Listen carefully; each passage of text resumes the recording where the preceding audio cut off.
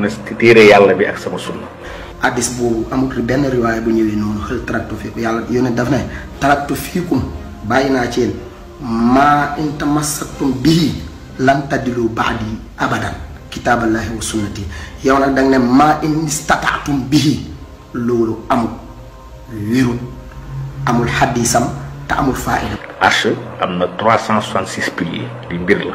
am na lu muy teg. da nga juum Arsh demal ci téere yi ko jàngale yi wéer yëpp yi wéer nag laa wax demal day wax loolu la Arsh am na juróom-benn téeméeri junniy piliers juróom-benn téeméeri junniy piliers amul 670 déedéet 6000 wala 60 maanaam 600000 piliers la Arsh am 600000 piliers. comme malaaka yow day ñëw alak xeetu noox amuñu woon droit dem alak ko lu may jaanu si xalifu jamono bi laaj ko wax ko di jox ko laaj ko pour am digalam ñëw ci Ibrahima ne kat borom moo ñu yabal ñoo dañoo war a alak xeetu lu. da nga juum yéen taal Ibrahima malaaka yi laajuñ ko ndigal dañ ko doon jox xibaar moo tax bi mu bëggee intervenir ñu ne ko yaa Ibrahima aarid an haza. n'est-ce pas l'autre jarbaatu Ibrahima alayhi salaam loolu donc li moom histoire la à la Mésopotamie fi ñuy wax Ur ak Canaan lii moom du ma si ñëwaat wax dëgg yàlla. li am na da nga juum déedéet wérut loolu amul c'est pas vrai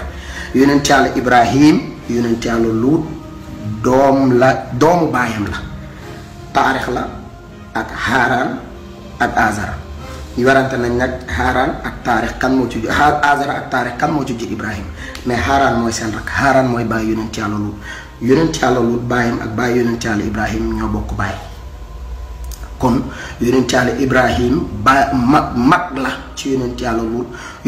Luut moom ak Saarata am na sax téere yu wax ne ñoo bokk benn baay Haaraan mooy seen baay moo tax yonent yàlla Ibrahim ba ko duwaañe ba laajee Saarata salal la mu ne sama mbokk la.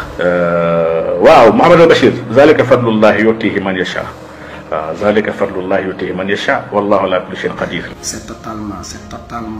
totalement honte dafa rusu loolu aaya bu amul ci alquran zalika fadlullahi bu fekkee moom ci aaya bi noonu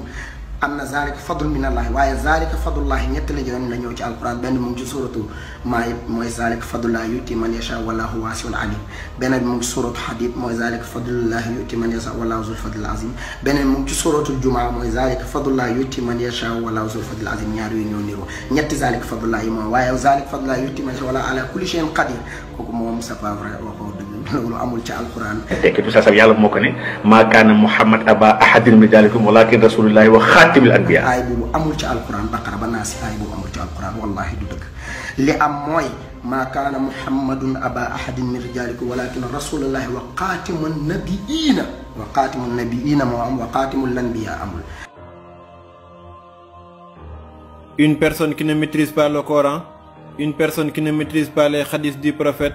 une personne qui ne maîtrise non plus l'histoire des prophètes n'a point le droit de parler au nom de l'islam, en l'occurrence de notre noble tariqa. koo xam ne mokkulul alxuraan bu muy soloo xadis wérul te it xam-xamam ci siira des na yellul ci moom mu yëkkati ay kàddu jëme ko ci lislaam rawatina muy jàngale. koo xam ne melo yi ma lim mi ngi ci yow li la war mooy nga dem jàngiwaat maa nga dem nafari.